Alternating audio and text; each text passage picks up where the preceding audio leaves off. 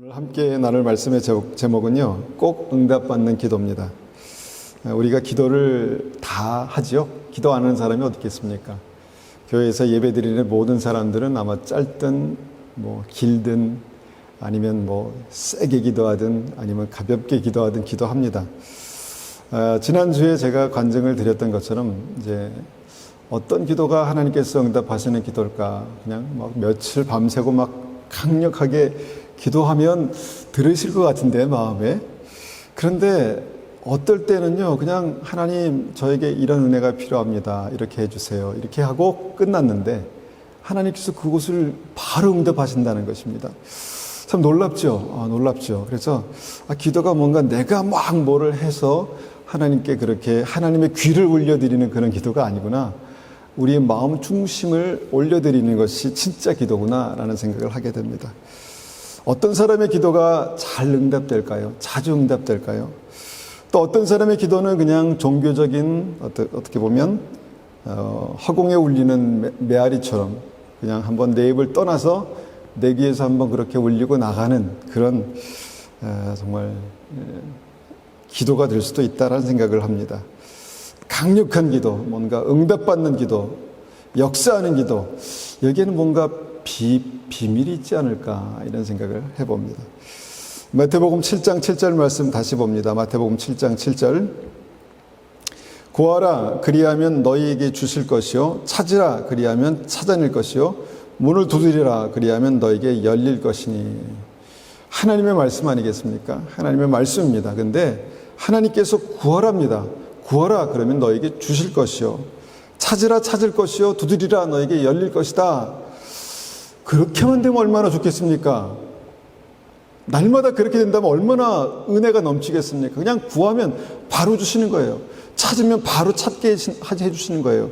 그렇게 되면 얼마나 좋겠습니까? 근데 기도하는데 이게 이 말씀대로 이렇게 역사하지 않는다는 것입니다.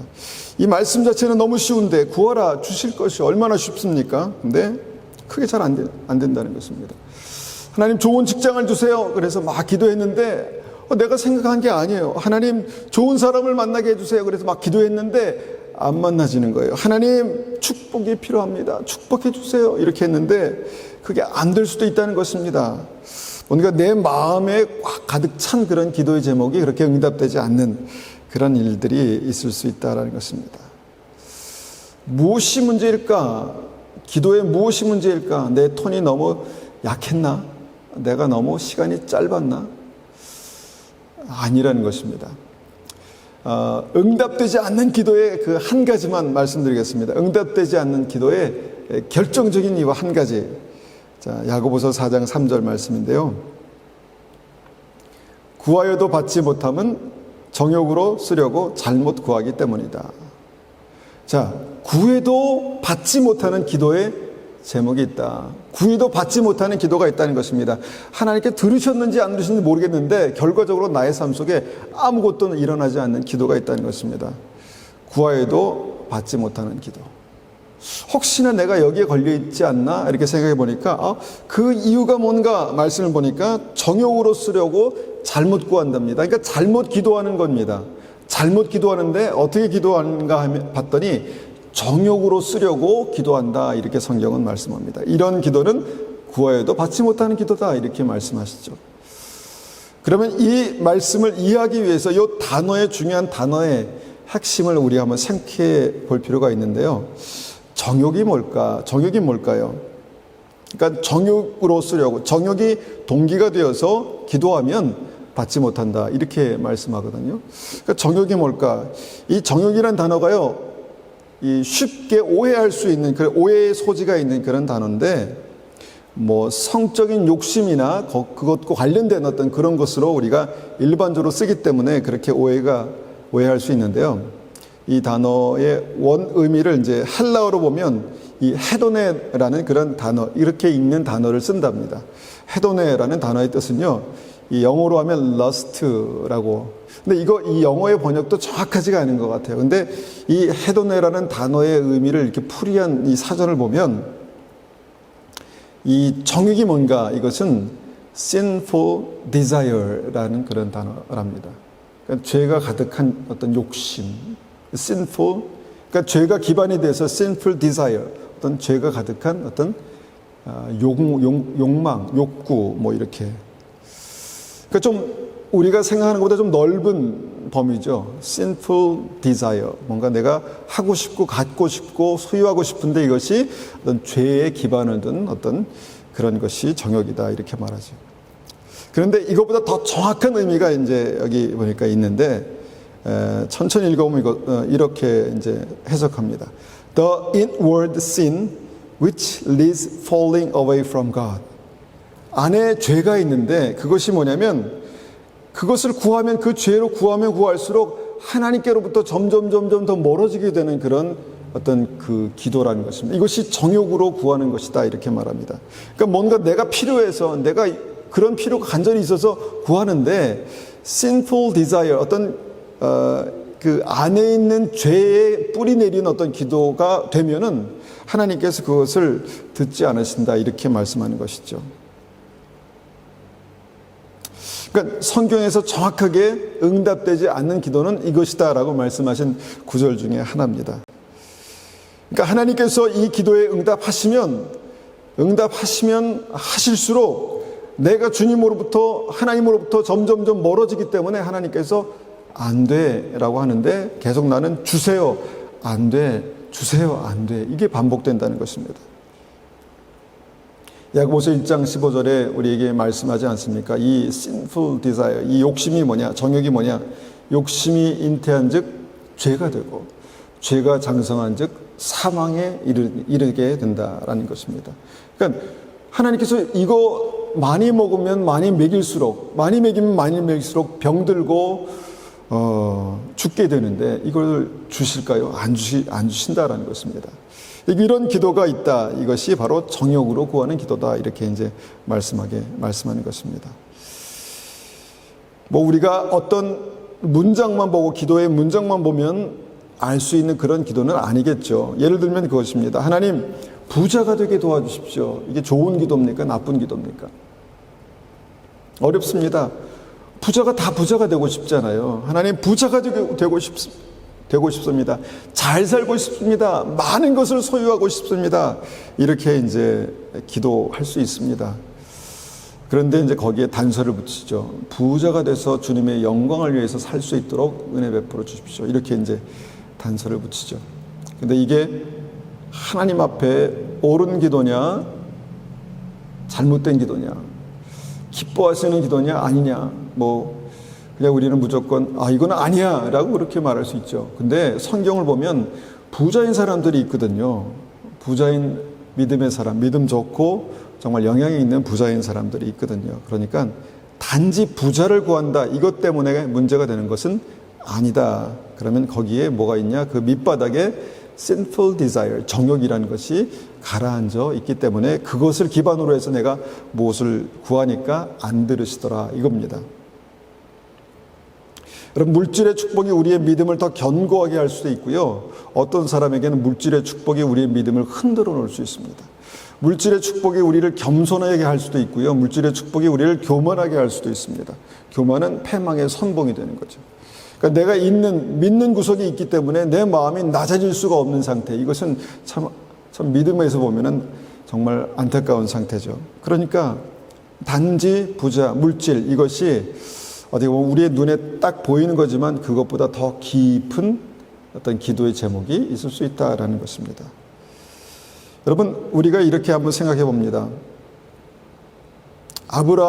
아브라함과 그 조카 롯이 있잖아요. 그러니까 아브라함과 롯은 하나님을 믿는 크리스찬이었습니다. 믿는 사람이었습니다. 그런데 롯은 아브라함보다 아마 나이가 좀 적어서 그런지 몰라도 늘 욕심이 좀 많았습니다. 뭔가 기회만 되면, 상황이 되면 더 많은 것, 더 좋은 것을 갖고 싶어 했습니다. 당연한 거죠. 더 많은 것, 더 좋은 것을 갖고 싶은 것은 당연한 것입니다.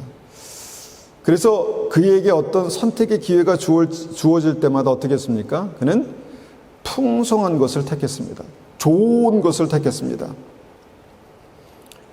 내가 어디 살까? 좋은 곳을 택했습니다. 풍성한 곳, 뭔가 삐까번쩍한 그런 도시를 선택했습니다. 아마 많은 사람들이 그것을 그렇게 선택할 것입니다. 이것이 이제 세상의 기준이죠. 세상의 선택의 기준이죠. 그런데 크리스찬들이 만약에 그렇게만 선택한다면 그 선택에 하나님은 어디 계실까? 하나님의 역할은 무엇일까? 하나님은 그냥 그 선택을 도와주시는 분일까? 이렇게 한번 우리가 생각해 보면 하나님은 그 선택할 때 어디 계실까입니다. 어디 계실까요? 우리 마음 안에 계실까요? 우리 마음 바깥에 계실까요? 우리 마음 안에서 기뻐하실까요? 우리 마음 바깥에서 슬퍼하실까요? 그러니까 하나님은 어디에 계실까? 롯의 경우로 보니까 중요한 결정을 할 때마다 하나님은 없었습니다. 하나님은 계산에 들어가지 않았습니다. 그래서 항상 풍족함을 선택했고 번화한 도시를 선택했고 그렇게 계속 선택하고 가다 보니까 어디로 갔습니까? 소돔과 고모라에 살게 됐다는 것입니다. 굉장히 어떤 충격적인 그런 롯의 결말이죠. 인생의 결말이죠. 짧은 성경으로 우리는 롯의 인생 전반을 읽게 되지만 어떤 선택이 우리에게 계속해서 있지 않습니까? 그 선택이 반복되면서 거기가 그 끝이 어디일까 이렇게 봤을 때 소돔과 고모라가 될 수도 있겠다라는 것이 성경의 말씀이죠. 정말 그렇게 선택한 사람들이 한 곳에 모여서 그 sinful desire, 그 죄의 욕심으로 그렇게 선택했더니 소돔과 고모라는 도시에 다 모여 있었다라는 것입니다. 그런데 거기가 죄악이 가득한 욕심이 잉태한 즉 죄를 낳고 죄가 장성한 즉 사망에 이르느니라. 결국 그 말씀이 그대로 이루어졌다라는 것입니다. 이것이 정욕으로 선택한 결과라는 것입니다. 그러면 아브라함은 어떻게 선택했을까요? 아브라함은 두 가지 중에서 하나를 선택해야 될 때 아브라함은 좋은 거, 사람이니까 좋은 거 갖고 싶지 않았겠습니까? 그런데 아브라함은 롯에게 네가 먼저 선택해라 이렇게 했습니다. 어떻게 하면 부자가 될지를 누구보다 알고 있던 인생의 경륜이 있었던 아브라함이 롯에게 네가 먼저 선택해라 이렇게 한 이유가 뭘까요? 화평을 선택한 것입니다. 하나님의 뜻을 선택한 것이죠. 왜냐하면 아브라함의 마음 안에는 하나님이 계셨기 때문입니다. 그렇게 선택했습니다. 그래서 손해를 봤습니다. 막대한 손해를 봤습니다. 왜냐하면 이 기업, 양과 소를 먹여야 되는 그 목축업을 하는 데는 절실하게 필요한 그 땅이 필요한데 물과 목초지가 필요한데 마른 땅, 별 볼 일 없는 어떤 그런 땅을 선택했으니까 늘 그런 식으로 선택하니까 얼마나 이 아브라함 인생이 찢어지게 가난하게 될까요? 우리 생각이죠. 근데 하나님께서는 아브라함을 축복하셨습니다. 그 선택이 있은 후에 동서남북을 바라보라. 내가 밟는 땅을 다 내게 주리라. 이런 하나님의 말씀이 그에게 임했습니다. 고작 말씀이 임한 게 뭐 그렇게 대단합니까? 아닙니다. 그러고 나서 아브라함의 삶이 하나님의 은혜와 축복으로 가득 차고 넘칩니다. 집안에 이 개인 사병들, 개인이 부릴 수 있는 사병이 뭐 700~800명이 됐으니까요. 막 엄청난 숫자, 강력한 어떤 군대가 있을 정도의 어떤 그런 부가 그에게 있었다는 것이죠. 기왕이면 롯의 부보다는 아브라함의 부가 더 이렇게 마음이 끌리지 않습니까? 우리 눈에 보기에는 똑같은 부를 가지고 부를 추구하고 이런 것 같지만 근본적으로 그 통로가 다르다는 것입니다. 그래서 이 잘못된 기도, 이 부를 우리가 놓고 보면 잘못된 기도는 하나님 부자가 되게 해 주십시오. 단순히 이런 기도는 참 어떤 위험한 기도가 될 수 있다라는 것이죠. 목적이 부자가 되는 인생, 목적이 부자가 되는 계획, 물론 부자가 되는 것 좋습니다. 그런데 한번 순서만 조금 바꿔보면 내 삶의 인생의 목적이 뭘까? 하나님께서 나를 왜 부르셨을까? 내가 어떤 선택을 했을 때 가장 기뻐하실까? 이것을 선택하면은 아마 아브라함이 하나님 앞에 선택했던 어떤 그 소원을, 기도의 제목을 붙들 수 있지 않을까? 이런 생각을 하게 됩니다. 그러니까 아브라함처럼요, 하나님의 마음을 구하는 기도, 그 기도를 찾아보시라는 것입니다. 하나님의 마음을 구하는 기도. 하나님의 뜻이 무엇입니까? 구하라 주실 것이요. 자, 무엇을 구하면 무엇을 주신다는 것입니까? 예? 우리는 내가 구하는 그것만 내가 받기를 원하지만 구하라 주실 것이요. 제게는 그렇게 보입니다. 내가 이것을 구하면 나는 이 모든 것을 다 온전히 더 줄 수 있는 그런 하나님이다. 이렇게 말씀하실 것 같습니다. 찾으라. 너는 이것을 찾았지만 내가 너에게 지금 보여줄 것은 이만큼이야. 더 엄청난 거야. 두드리라. 너는 이 문만 열리길 원했지만 내가 너에게 열어줄 문들이 앞으로도 수백 수천 개가 있어 라고 말씀하시는 그 말씀으로 들리는 것입니다. 하나님은 구하는 자에게 좋은 것으로 주시지 않겠느냐, 이거 하나님의 뜻입니다. 그런데 정욕으로 구하는 이 수준 낮은 기도가 우리의 모든 기도의 제목들을 다 망친다는 것입니다. 그러니까 일그러뜨린다는 것입니다. 뭔가 기도가 그냥 식상해지고 기도가 지루해지고 답답해지고 또 기도해야 돼. 기도해도 안 되는데 이거 해야 돼. 이런 생각을 갖게 만든다는 것이죠. 그것이 목적이 아니라 하나님이 목적이 되는 기도. 이게 뭘까? 이것을 고민해 보시기 바랍니다. 하나를 구했는데 10개를 주시는 기도. 이것이 뭔가 여러분 생각의 질을 높여 보시기 바랍니다. 솔로몬이 하나님 앞에 하나님 이 많은 백성을 다스릴 수 있는 지혜를 주십시오. 나는 너무 부족합니다. 지혜가 필요합니다. 하나님께서 감동이 되셨습니다. 그래서 지혜뿐만 아니라 내가 그 모든 것, 부와 명예와 권세와 나라를 주셨습니다. 우리가 순간순간 이 솔로몬과 같이 기도할 수 있다면 우리는 굉장히 효과적이고 강력한 기도를 드릴 수 있는 사람들입니다. 그런데 보통은 눈앞에 보이는 그것만을 위해서 그렇게 기도합니다. 하나님 저거 주세요. 하나님 저게 필요합니다. 물론 필요하죠. 내 인생에 필요합니다. 그런데 그것만 보면서 그것만 기도하면요, 더 큰 거를 놓칩니다. 그런데 그것만 구하는 마음이 내 마음속에 정욕의 뿌리를 내리고 있다면 그것은 계속해서 내 기도가 막히는 이유다라는 것입니다. 우리가 반복해서 듣고 있지만 이것이 내 마음을 크게 울리지 못합니다. 마태복음 6장 33절이죠. 그런즉 너희는 먼저 그 나라와 그 의를 구하라. 그리하면 이 모든 것을 너에게 더하시리라. 이것이 하나님의 마음입니다. 그런데 별로 감동이 안 됩니다. 너무 많이 들어서. 물론 하나님 말씀은 그렇겠지. 그런데 실제로 이것을 경험하는 것이 믿음이다라고 그렇게 말씀드리지 않습니까? 먼저 그 나라와 그 의를 구하면 내가 손해 아닌가? 물론 당장은 내가 절제하고 당장은 내가 아브라함처럼 손해를 보겠죠. 그런데 그 모든 것을 더하시는, 누가 더하십니까? 하나님께서 더하신다는 것입니다. 이 기도가 정말 나의 삶 가운데 하나님께 드려줄 수 있다면 정말 강력한 기도의 사람이 되지 않을까요? 내게 필요한 거 구하는 거 누가 못하겠습니까? 그런데 정말 하나님의 마음을 알고 그 마음을 가지고 하나님의 얼굴을 구하는 그 기도, 하나님을 구하는 기도. 우리에게 당장 100불이 소중하죠. 100불이 필요하죠. 그런데 100불을 구하는 기도가 아니라 평생 쓸 100만 불을 주시는 그 기도를 여러분 사모하시기 바랍니다. 그 수준 높은 기도를 사모하시기 바랍니다. 그것이 먼저 그 나라와 그 의를 구하라. 그리하면 그 모든 것을 너에게 더하시겠다라는 하나님의 말씀, 기도입니다. 오늘은 이 먼저 그 나라와 그 의를 구하라, 이 기도를요 좀 더 구체적으로 한번 몇 가지 적용을 해보겠습니다. 무엇이 먼저 그 나라와 그 의를 구하는 것인가?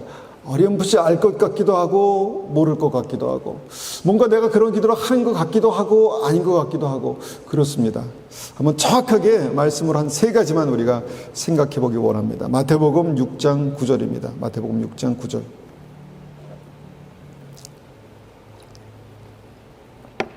우리가 어떻게 기도해야 될지 모르고 고민하니까요, 주님께서 우리에게 이렇게 기도해라 라고 이렇게 말씀해 주신 말씀이죠. 9절입니다. 그러므로 너희는 이렇게 기도하라. 하늘에 계신 우리 아버지여, 이름이 거룩히 여김을 받으시오며 나라가 임하옵시며 뜻이 하늘에서 이루어진 것 같이 땅에서도 이루어지이다. 제가 이제 어릴 때부터 이 기도를 했고요. 아마 하셨을 걸로 믿습니다. 너무 많이 하니까 이것이 그냥 머릿속에 탁 입력이 돼 있긴 한데 이 말씀의 의미가 그렇게 우리 마음에 감동을 주지는 못합니다. 그리고 이것이 정말 기도의 방법이구나 라고 그렇게 생각하지는 못하죠. 그냥 전체가 주님께서 가르쳐준 기도라고 그렇게 생각하고 우리가 암송하고 있습니다. 그런데 이 기도에 이 주님께서 가르쳐준 기도에 이 두 구절을 자세히 들여다보면 기도의 핵심이 되는 굉장히 중요한 어떤 그 정욕에 뿌리 내린 기도가 아니라 하나님의 뜻과 말씀에 뿌리 내린 기도를 드릴 수 있는 것을 보게 됩니다. 그러니까 주기도문, 주님께서 가르쳐준 기도의 기초가 되는 앞에 두 문장에 굉장히 중요한 기도의 방향, 목적이 여기에 기록되어 있다는 것입니다. 이것이 응답받는 기도의 핵심 세 가지, 오늘 나눌 세 가지입니다. 첫 번째 뭐냐? 첫 번째는요, 하나님 아버지를 구하는 기도입니다. 하나님 아버지를 구하는 기도. 두 번째는 뭡니까? 아버지의 거룩하심을 구하는 기도. 그리고 마지막으로 아버지의 나라, 하나님의 나라를 구하는 기도입니다. 여기에 굉장한 어떤 능력이 있습니다. 실제로 깊이 기도하는 것에 대해서 경험하신 분들은요, 이 기도가 무엇인지에 대해서 더 깊이 아실 것이라고 믿습니다. 첫 번째, 우리가 강력한 기도의 핵심, 첫 번째, 하나님 아버지를 구하는 기도라는 것입니다. 하나님 아버지를 구하는 기도. 어떤 것이 하나님 아버지를 구하는 기도일까? 우리가 고민해 볼 수 있죠. 하나님, 나를 만나주세요. 하나님, 아버지를 더 알기 원합니다. 아버지의 사랑을 더 깊이 깨닫기를 원합니다. 아버지의 뜻을 알기 원합니다. 아버지의 생각을 알아가길 원합니다. 아버지와 동행하길 원합니다. 여러 가지가 있겠죠. 이런 모든 것들이 아버지를 구하는 기도입니다. 그런데 우리가 단적으로 이 모든 것이 어떻게 우리 기도에 적용될 수 있는가 보면요, 우리는 보통 아버지께서 주실 수 있는 그 축복, 은혜, 능력, 이것을 구합니다. 그러니까 아버지의 손만 바라보면서 아버지의 손에서 떨어지는 그것을 구하죠. 그런데 그것보다 더 수준 높은 기도가 뭐냐면 이 손의 주제이신, 주실 수 있는 모든 것을 붙들고 계신 그 아버지를 구한다는 것입니다. 아버지의 손만 보는 기도가 아니라 아버지의 얼굴을 보는 기도, 인격적으로 주님을 만나는 기도. 우리가 한 사람을 더 깊이 알고 사랑하기 위해서 우리가 손만 바라보고 그 사람이 나에게 무슨 유익을 줄 수 있는가, 이것만 생각하지 않지요. 이러면 그 관계가 깊어질 수가 없습니다. 마찬가지입니다. 기도도 아버지의 손만 바라는 기도가 있습니다. 그런데 이 기도를 우리가 눈을 들어서 아버지의 얼굴을 구하는 기도를 한번 드려보시라는 것입니다. 그런 기도를 드려보셨습니까? 아버지의 얼굴을 구하는 기도. 아버지 하나님, 주님을 더 깊이 알기 원합니다. 우리 인생을 주관하시는 하나님의 뜻을 더 깊이 알기 원합니다. 우리를 사랑하시고 붙드시는 아버지와 어떻게 하면 친밀하게 동행할 수 있습니까? 이런 기도, 뭔가 추상적이지만 그래서 그런지 내 마음을 그렇게 내 마음을 끌지 못하는 이런 기도가 사실 굉장히 강력한 기도입니다. 제가 어릴 때 말씀드렸죠. 무척 몸이 아팠습니다. 그래서 류마티즘, 한창 때 류마티즘, 잘 걷지도 못하고, 축농증, 관절염, 축농증, 이런 것들로 굉장히 힘들었습니다. 한창 때 4년 동안 그렇게 알았습니다. 그러니까 그때도 제가 믿음이 있었으니까 얼마나 간절히 기도했겠습니까? 그리고 저희 부모님, 어머님은 얼마나 또 특별히 기도했겠습니까? 그런데 기도해도 응답이 없습니다. 기도해도 아무런 응답이 없습니다. 좀 차도가 있거나 좀 오늘 기도했으니까, 열심히 기도했으니까 뭔가 좀 나아지는 게 보이면 신이 날 텐데 날마다 더 아픕니다. 더 아프고 더 힘들고. 그래서 저는 어릴 때에 있어서 그런지 몰라도 기도를 거의 포기했습니다. 이건 안 들어주시나 보다. 난 별로, 하나님 앞에 별로 이렇게 중요한 사람이 아닌가 보다. 이렇게 이제 했죠. 근데 어머니는 다르죠. 기도하는 어머니, 이제 기도를 위해, 이제 자녀를 생각하는 어머니의 사랑은 다릅니다. 지극히 그 자녀를 사랑하고 생각하기 때문에 기도하게 되죠. 근데 저는 기도를 포기해서도 어머님은 계속해서 기도를 하셨죠. 그리고 특별히 제가 군대에 있을 때 날마다 새벽에 그렇게 1시간을 걸어서 새벽 예배 가셨다, 새벽 기도 가셔서 기도하셨다 이렇게 말씀하십니다. 근데 그래서 그런지 4년째 되는 21살 될 때 제가 병이 다 나았습니다. 싹 나았습니다. 축농증도 싹 났고요. 그 다음에 관절염도 싹 났고 다 나았습니다. 와, 저는 굉장히 놀랐습니다. 군대에 밥을 먹어서 내가 나았나? 한때는 그렇게 생각하게 됐습니다. 짬밥이 너무 영양가가 높아서. 그러면 짬밥이 영양가가 높을 리가 없죠. 기도했습니다. 저희 어머님이 저를 위해서 기도했습니다. 제가 그걸 군대에서 굉장히 많이 경험했습니다. 아, 어머님이 나를 위해서 기도하시는구나. 그렇게 하나님께서 기도를 응답하셨을 때 저에게 관절의 통증이 사라지고 그 다음에 이 머리의 통증이 사라지고 다 병이 낫는 것으로 끝난 것이 아니라 그때 제가 아주 귀한 것을 얻었습니다. 무엇을 얻었을까요? 살아계신 하나님을 다시 만났습니다. 와, 하나님 진짜 살아계시는구나. 제가 어릴 때부터 신앙생활을 했지만 하나님 진짜 살아계시는구나. 하나님 진짜 기도를 응답하시는구나. 이렇게 내가 완전히 포기하고 완전히 정말 희망이 없었을 때, 절망적이었을 때 이 모든 상황을 그 짧은 기간에 완전히 바꾸실 수 있는 분이 하나님이시구나. 제가 하나님을 만났습니다. 하나님을 만났습니다. 하나님은 어릴 때도 만났잖아요. 그런데 하나님을 다시 만났습니다. 우리 안에, 내 안에 계신 하나님, 나를 붙드신 하나님을 다시 만났습니다. 그리고 그때부터 점점 더 하나님을 더 구하기 시작했습니다. 하나님, 저를 만나 주십시오. 제 인생을 붙들어 주십시오. 하나님과 동행하며 살길 원합니다. 하나님, 저는 하나님이 계셔야 합니다. 이런 기도를 이전에 한 번도 드려보지 못했던 그런 기도를 드리기 시작했습니다. 하나님 아버지를 구하는 기도를 하기를 시작하게 됐습니다. 하나님, 제가 주님을 신뢰합니다. 이런 기도도 나오더라고요. 하나님, 제가 주님을 100% 신뢰합니다. 왜냐하면 모든 것을 다 내려놨는데 하나님께서 그 모든 것을 다 회복하시고 정말 소망도 없었는데 다시 소망을 주시고 비전도 없었는데 다시 비전을 주시고, 그래서 그렇게 하시는 하나님을 100% 신뢰합니다. 그때부터 하나님을 구하는 기도가 제 삶에 열리기 시작했습니다. 여러분, 하나님 아버지를 구해 보십시오. 지금 주님께서 내 앞에 계십니까? 나의 삶 가운데 계십니까? 나를 기뻐하십니까? 내가 주님의 생각과 내 생각이 지금 같습니까? 내가 주님께서 가기 원하시는 생명의 길을 내가 지금 걸어가고 있습니까? 이것을 구하는 것입니다.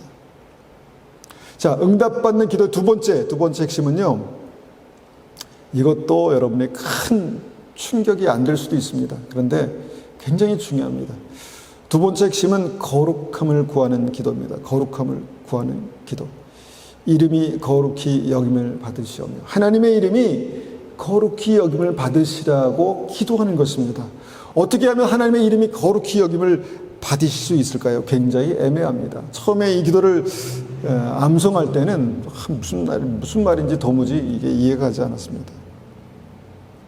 그런데 어떻게 하나님께서 거룩함을 받으실까 곰곰이 생각해 보니까, 기도하는 내가 날마다 조금씩 더 거룩해지면 거룩함을 받으시겠구나.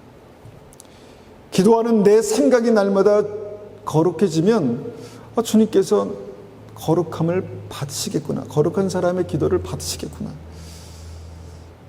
기도하는 사람의 행동이 날마다 거룩해지면 그 거룩한 삶을 받으시겠구나. 이런 생각이 들었습니다. 결국은 뭐냐면, 기도하는 사람을 통해서 그 영광을, 그 입술의 삶의 기도를 하나님께 올려드리는데, 그것이 그 주제가 거룩함이다라는 것입니다.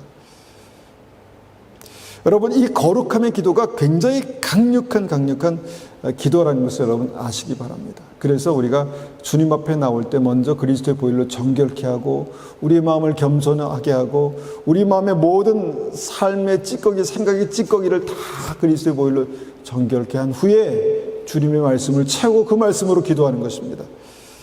거룩한 것은 그냥 단순히 저 사람 믿음 좋네 이 수준이 아니라, 거룩한 것은 능력입니다. 하나님의 능력입니다. 하나님께서 거룩한 사람의 기도를 들으십니다. 여러분, 요셉이요, 정말 그 인생에 정말 저주받은 사람 같은 그런 일들을 만났습니다.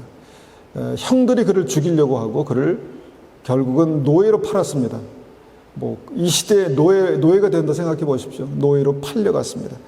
그렇게 완전히 인생이 밑바닥에 처했을 때 요셉의 삶 가운데 아주 두드러진 특징이 한 가지가 있었습니다. 그것이 무엇입니까? 하나님 앞에 거룩한 믿음을 지키려고 했습니다. 요셉의 어떤 스토리를 읽어보면 특별한 거 없습니다. 그냥 하나님 앞에 그 보디발의 집에 살 때, 그 아내가 유혹했을 때 그의 삶의 모토가 무엇입니까? 내가 하나님 앞에 이 죄를 범할 수 없다, 이렇게 말했지 않습니까? 한순간의 생각이 아니라 그의 삶에 나는 하나님 앞에 사는 사람이기 때문에 나의 거룩함을 지킨다. 나는 그런 욕심이 내 안에 있을 수 있지만 나는 하나님 때문에 내 믿음으로 이거 거룩함을 지키겠다. 이렇게 이제 기도했다는 것입니다. 그러니까요, 어떤 일이 일어났습니까? 금방 막 삶이 축복이 나타나고 능력이 나타나고 그렇게 될 줄 알았는데, 그 거룩함을 지키다가 오히려 모함을 받아가지고 감옥에 갔습니다.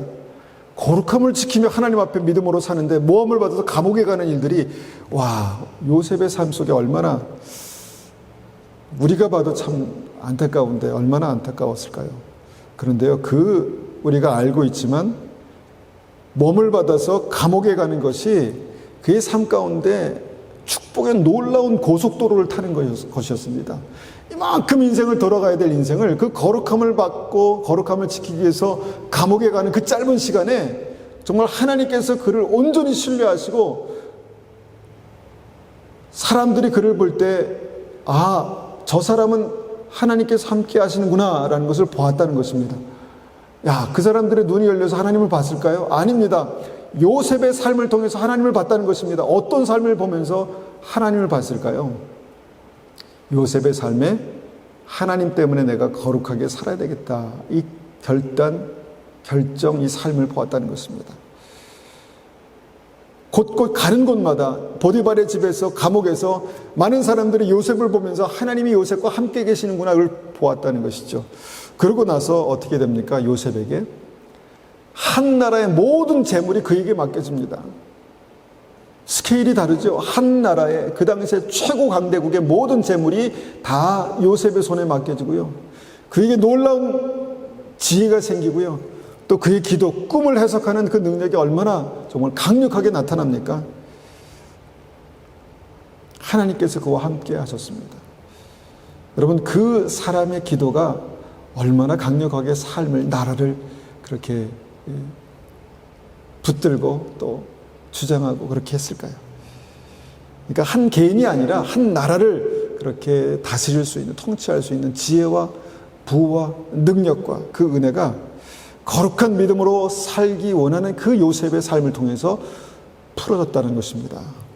그래서 거룩함, 하나님의 이름이 거룩함을 받으시오며, 이것이 대단한 기도라는 것입니다. 우리가 우리의 삶 가운데 필요를 구하는 기도는 할 수 있어도 우리가 주님 앞에서 거룩한 은혜로, 거룩한 믿음으로 살게 도와주십시오, 이렇게 기도하기는 쉽지 않습니다. 우리의 믿음 자체, 우리는 누굽니까? 하나님이 거하시는 전입니다. 하나님의 성령께서 거하시는 전의 믿음입니다. 하나님의 성령, 거룩한 성령께서 어디에 거하시기를 기뻐하시겠습니까? 거룩한 성전에 거하시기를 기뻐하시겠죠. 그래서 이것이 딱 맞아떨어져서 강력해지는 것입니다. 기도가. 그 성전이 드리는 기도, 그 성전에서 드리는 기도가 더 강력하게 되는 것입니다. 강력하게 역사하는 것이죠. 그래서 우리가 예배 가운데 나올 때 십자가를 통해서 우리가 주님 앞에 나가는 것이죠. 왜냐하면 여러분, 오직 하면 주님께서 십자가에 달려 돌아가셔야만 하겠습니까?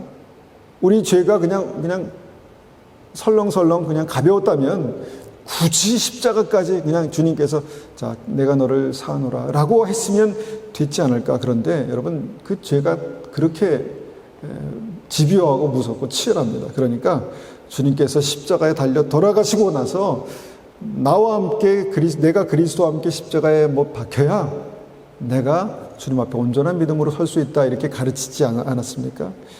이 믿음으로, 십자가 믿음으로 주님 앞에 나가는 것입니다. 뭐냐면 그냥 단순히 나를 용서해 주십시오, 깨끗게 해 주십시오, 그게 아니라, 그 수준이 아니라 나를 예수님의 십자가에 못 박는 것입니다.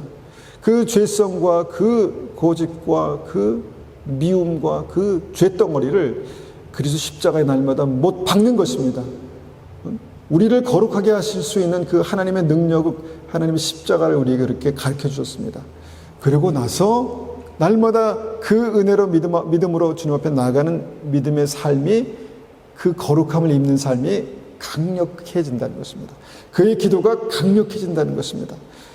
주님께서 그 이름이 거룩함을 받으실 때 그의 입술의 기도가 강력해진다는 것이죠. 그냥 단순히 요셉만 생각해 보십시오.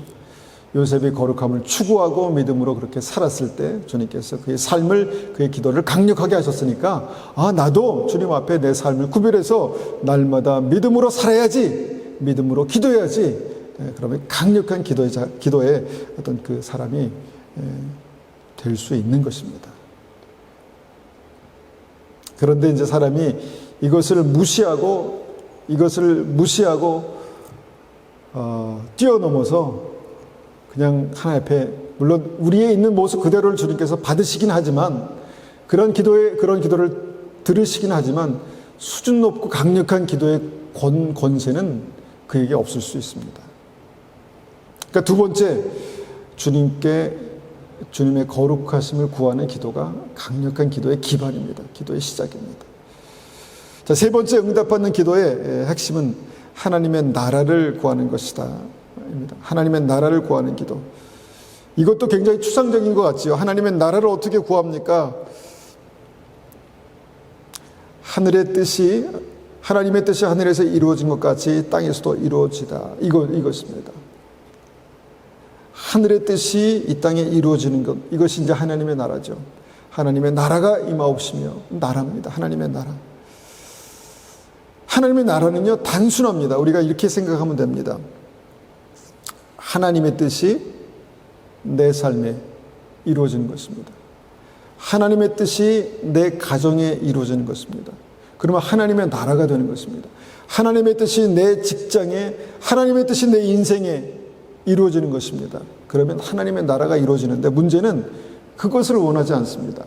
하나님의 뜻이 내 인생에 이루어지는 거 주님 불편합니다.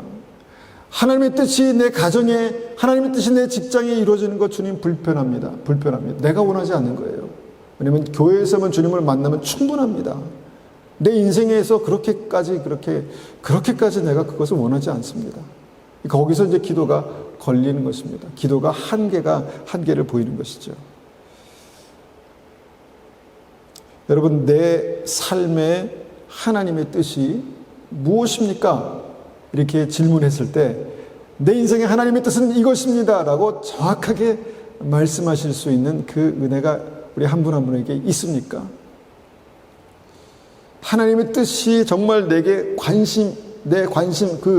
이 관심의 목록 가운데 세 손가락 안에 나는 이게 난 너무너무 중요한 기도 제목이 하나님의 뜻을 구하는 거야. 이렇게 기도하는 분이 많지 않은 것 같습니다. 그런데 하나님의 뜻을 구하며 그 하나님의 뜻이 내 삶 가운데 임할 때 그 하나님의 나라의 강력함이 어떻게 나타나냐면요.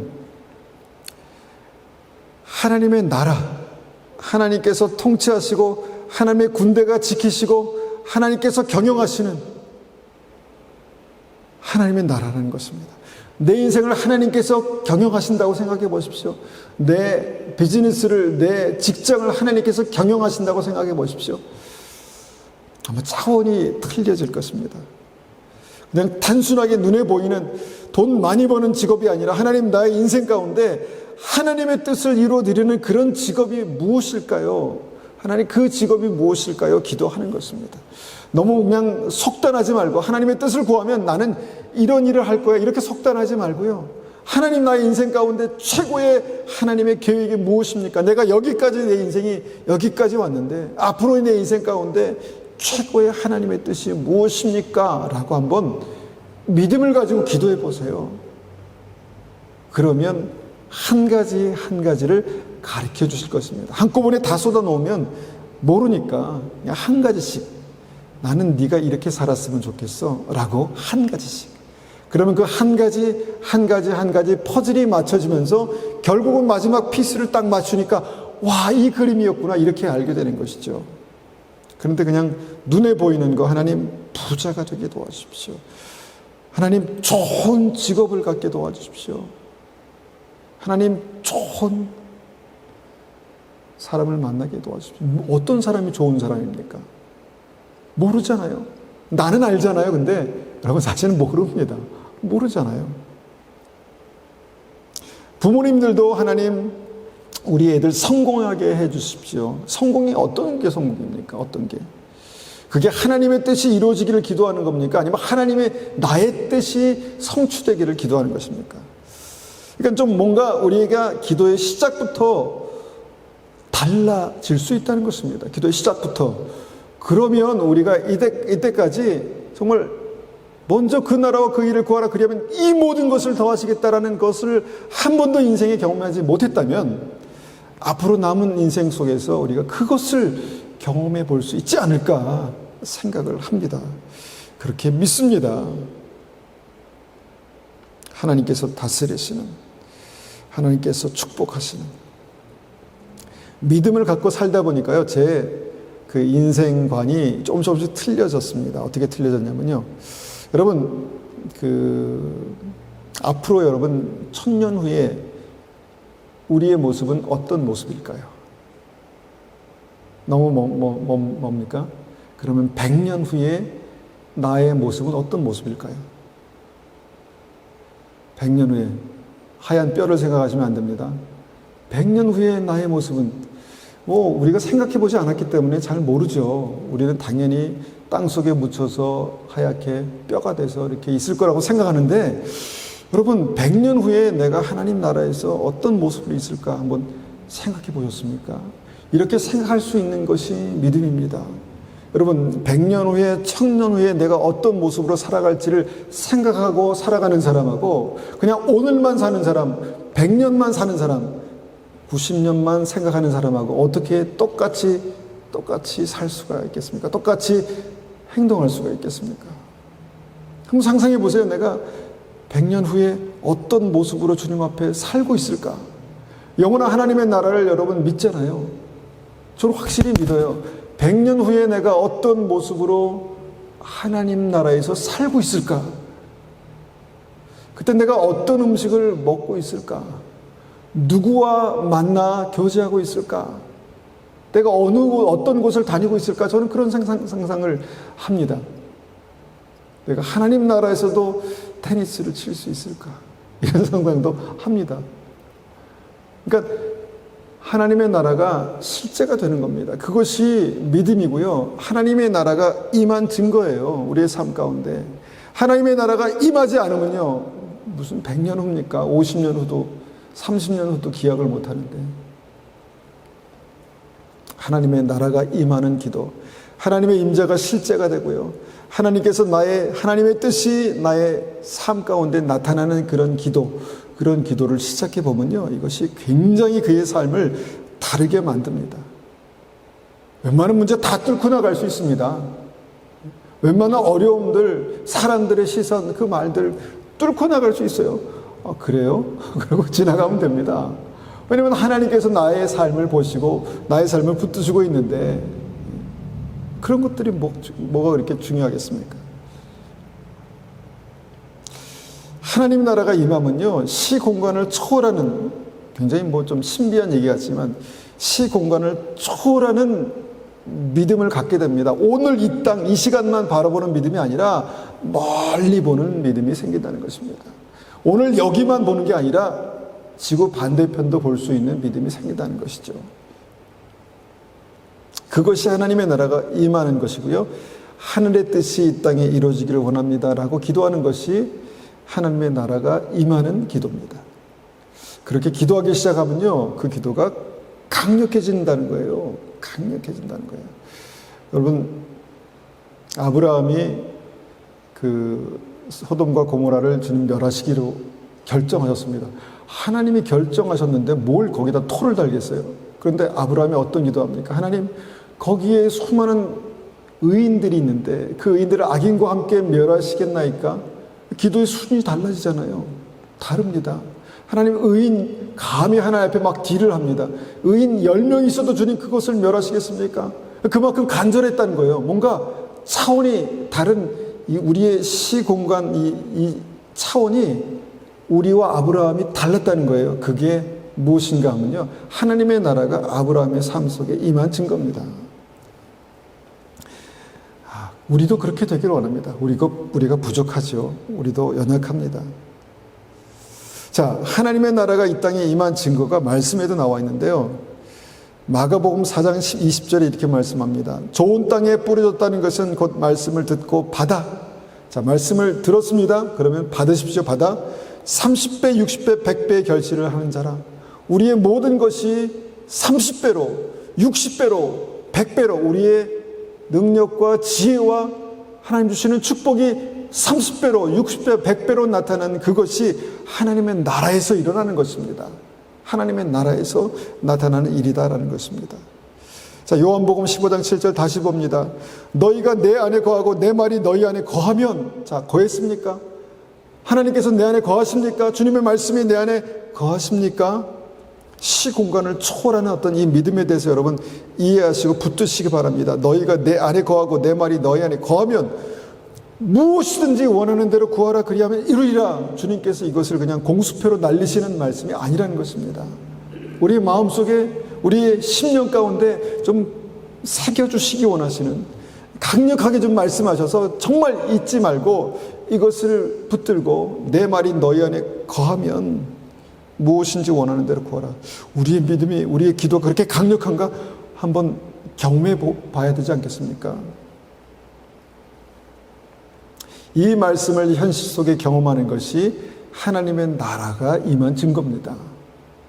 그러니까 우리의 기도가 그냥 어떤 이 1차원적인 것만 구하는 기도가 아니라 하나님의 나라를 구하는 기도, 주님의 거룩하심을 구하는 기도, 주님의 얼굴을 구하는 기도, 추상적이지만 굉장히 구체적이고 추상적으로 우리가 기도해 시작했지만 구체적으로 경험해 볼 수 있는 어떤 그런 기도가 그것입니다. 마태복음 6장 33절에도 먼저 그의 나라와 그의 의를 구하라. 바로 이것입니다. 그의 나라와 그 의가 무엇입니까? 하나님의 나라, 하나님의 거룩하심, 하나님의 얼굴을 구하는, 하나님을 구하는, 그렇게 구하라 그리하면 이 모든 것을 너에게 더하시리라. 하나님께서 나와 함께 하시기만 하시면 우리의 삶은 하나님의 나라의 것으로 채워주시는 하나님의 것으로 채우시는 그런 은혜가 우리에게 있게 된다라는 것입니다. 그래서 여러분, 정욕에 매여 있는 나의 기도를 떼어내십시오. 정욕에 매여서 그것에만 집착하는 그런 나의 기도를 떼어내서 좀 크고 넓고 정말 광대하신 하나님을 구하시는 그 기도로 살려내시기 바랍니다. 여러분, 이 기도가 우리에게 살아나면요, 우리의 삶은 반드시 정말 달라집니다. 내 인생이 너무너무 짧습니다. 그냥 세월이 짧아서 짧게 아니라 나에게 주신 하나님의 기회가 오늘도 하루가 날아가고 이틀이 날아가고 그래서 어떻게 내일을 어떻게 살 수 있을까? 막 기대가 되는 어떤 그런 인생을 우리가 살 수 있으리라 믿습니다. 우리가 이 시간 이 말씀을 기억하면서 한번 같이 기도하겠습니다. 우리가 기도한다라고 했을 때 이 기도가 날마다 우리의 습관에 젖어서 그냥 하나님 아버지 우리에게 은혜를 베풀어 주십시오 이런 기도가 아니라 정말 강력하게 하나님을 알아가고 주님의 거룩하심이 나타나고 하나님의 나라를 구하는 그런 믿음의 기도가 우리에게 살아나기를 원합니다. 그렇게 한번 같이 기도하겠습니다. 기도하겠습니다.